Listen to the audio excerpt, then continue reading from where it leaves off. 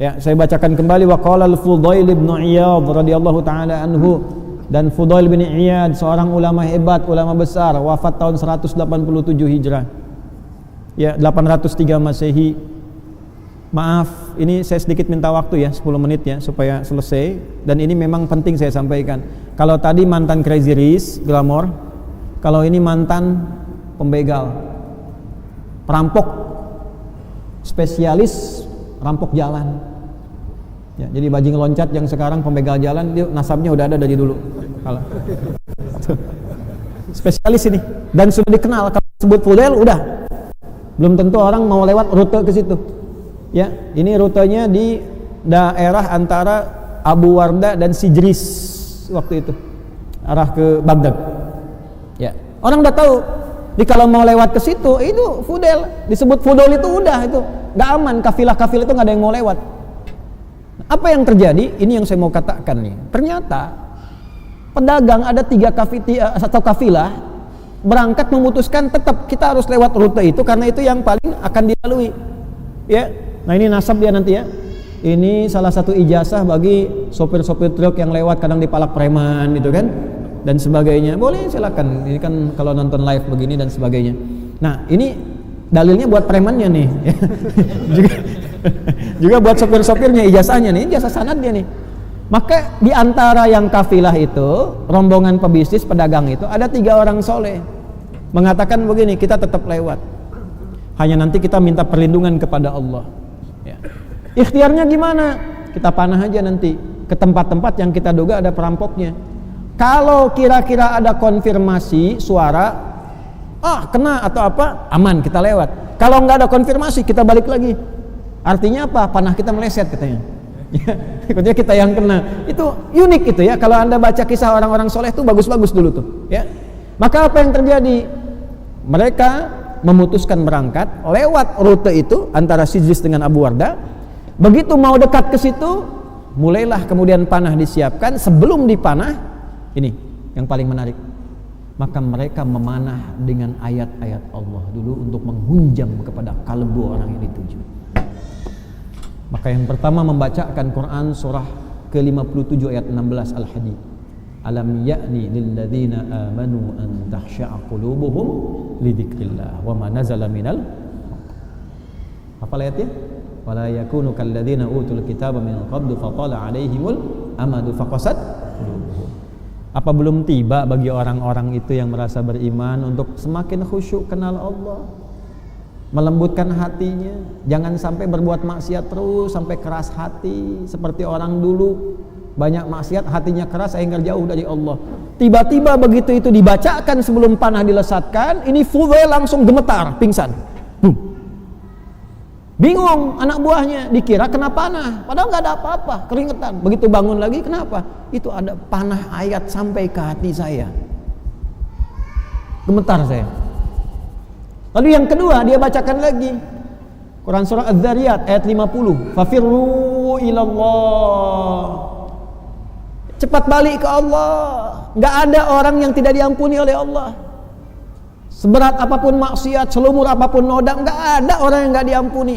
Cepat kembali ke Allah, balik ke orang tua bisa ditolak, nggak diaku anak, balik ke tetangga kemudian nggak diterima, balik ke Allah. Nggak ada orang nggak pernah salah. Teman-teman yang di LP, lembaga permasyarakatan dan sebagainya, nggak ada orang nggak pernah salah, kembali ke Allah. Satu tempat Anda nggak terima, dekati Allah. Dan dengan izin Allah, sedunia membuat Anda diterima. Menghujam, pingsan lagi, kaget lagi gitu kan. Ada panah kedua menembus jantungku, menembus jiwaku. Yang ketiga dibacakan Az-Zumar tuh, ayat 54 itu. Wa anibu, dan segera kemudian bertobat, balik. Ya, tobat anib itu jalan kembali ke jalan yang lurus lagi. Itu runtut 3 ayat itu. Lembutkan hati, dekati Allah. Jadi kalau udah putus harapan dengan manusia, ya, jangan putus harapan dengan Allah. La taqnatu min rahmatillah. Jadi simpulkan pada hati kita, Allah selalu menerima kita. Ya. Keluarga belum terima, lari ke Allah, minta lembutkan hatinya. Ya. Calon yang dilamar belum terima, kembali kepada Allah. Terus dekati bapak mertuanya. Tapi tak, balik ke Allah, balik. Nah, dibacakan 3 itu, jatuh lagi, lalu ketika bangun mengatakan pada anak buahnya, pergi kalian semua. Sudah tiba saatnya saya meninggalkan perbuatan saya ini. Kena panah 3, yang panah fisiknya enggak kena, tidak mengenai, itu panah ayatnya sampai kepada jiwanya. Kalau itu yang 3 pedagang itu enggak bersih hatinya, mustahil ayat sampai pada jiwanya. Bersih hati. Ya. Dulu orang baca Toha, getar hati. Baca Al-Fatihah, penyakit sembuh. Ini Fatihah udah, Yasin sudah, Al-Kahf udah enggak sembuh-sembuh. Bukan karena ayatnya, cara bacanya itu enggak tepat itu. Kurang bersih hati, kurang bersih. Ya, kumpulin santi suruh bacain Quran, santinya dibayar, datang santi kemana? Sana, amplop udah enggak ada, ya udah. Cuma dapat Qurannya, barokahnya enggak.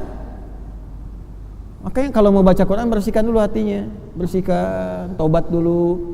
Kenapa ada isti'adzah di situ? Supaya hatinya dibersihin dulu. Supaya yang dibacakan itu kalau enggak ke orang lain, ke kita itu ada getaran. Allah itu Pak Ibu maha baik. Ya, Anda itu banyak salah, terus mau ngaji, baru wudu, tenang, buka Quran, keluar ayat sesuai dengan kebutuhan kita. Kok bisa ayatnya sama begitu? Itu kurang baik apa Allah itu? Nah, sehingga Fudail dari peristiwa itu memutuskan pensiun tuh. Ini preman pensiun sudah ada dari dulu. Bayar royalti tuh ke Fudail tuh. Ya.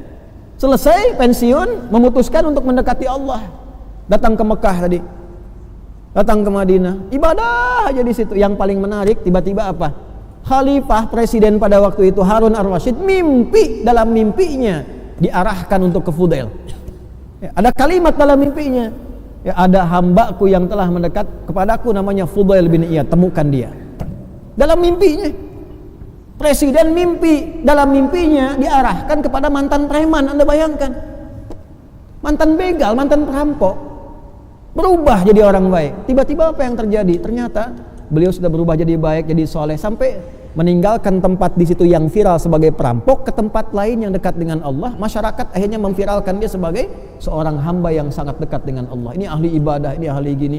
Tapi beliau mengasingkan diri. Kalau sudah viral begitu, pindah ke tempat lain yang nggak kenal, dekati Allah. Terus mengatakan pada dirinya, Yalmusi, pendosa, kamu ini disebut orang soleh, padahal kamu ini banyak salah. Kamu ini disebut pintar, padahal kamu banyak bodohnya. Itu viral sekali itu. Kalau ulama-ulama kita yang punya nasab ini nyambung tuh. Ya, kamu dikiranya banyak amalnya, dermawan, padahal kamu itu masih pelit. Ke dalam dirinya begitu terus. Kamu maunya ngajar, ya, kelihatannya ikhlas, padahal kamu itu pengen kelihatan orang, pengen populer, pengen macam-macam dan sebagainya. Akhirnya apa yang terjadi Bapak Ibu sekalian? Dari situ ketika Harun ar-Rasyid tahu, diarahkan ke situ, dipanggil ke istana. Dan beliau menjadi salah satu penasehatnya dari Harun ar-Rasyid. Dan beliau menjadi salah satu guru dari Imam Asy-Syafi'i. Ya, yang nanti ditemani dalam pendakian ilmu dari Imam Asy-Syafi'i. Dan nanti juga ditemani juga oleh Bishr tadi. Karena Bishr kan lahir 179, ini wafat 187. Bishr al-Hafi itu dalam masa beliau muda-mudanya itu pernah bersamaan waktu dengan ini, tapi belum sempat ngaji yang benar. Karena kan tadi jalur hidupnya beda. Inilah Fudail. Tak peduli latar belakang kita, Anda apa. Mungkin Anda kalau tobatnya benar-benar bagus, baik, ya insya Allah besok jadi ulama. Lebih baik daripada kami yang mengajar saat ini. Kalau bukan Anda anaknya, kalau bukan anak Anda cucunya, bismillah, doa.